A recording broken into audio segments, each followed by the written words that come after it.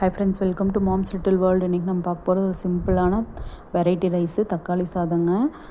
இதுக்கு நான் 4 தக்காளி மீடியம் சைஸ் எடுத்திருக்கேன். பெரிய வெங்காயம், பச்சை மிளகா காரத்துக்கு தகுந்த மாதிரி எடுத்திருக்கேன். அப்புறம் கருவேப்பிலை. இப்போ எண்ணெய் ஊற்றி கடுகு கடலைப்பருப்பு பொரிஞ்சதுக்கப்புறம் நம்ம கட் பண்ணி வச்சுருக்க வெங்காயத்தை ஆட் பண்ணி வதக்கிடலாம்.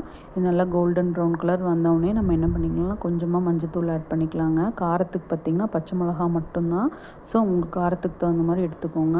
இப்போ நான் கட் பண்ணி வச்சுருக்க தக்காளி ஆட் பண்ணிவிட்டு அதுக்கு தேவையான அளவு உப்பு ஆட் பண்ணிக்கோங்க. அப்போ தான் நம்மளுக்கு நல்லா சீக்கிரம் குக்காகி கிடைக்கும் தக்காளி. பார்த்திங்கன்னா இந்த மாதிரி நல்லா தக்காளியெல்லாம் சுருண்டு நல்லா கிரேவி மாதிரி வரணும் நம்மளுக்கு.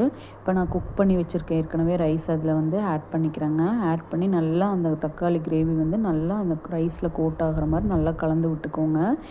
இப்போ கலந்து விட்டுட்டு இந்த ஸ்டேஜில் சப்போஸ் நீங்கள் உப்பு பத்தலை அப்படின்னா டேஸ்ட் பார்த்துட்டு உப்பு ஆட் பண்ணிக்கலாம். இது ட்ராவல் டைமுக்குலாம் எடுத்துகிட்டு போனீங்கன்னா நல்லாயிருக்குங்க. ட்ரை பண்ணி பாருங்கள்.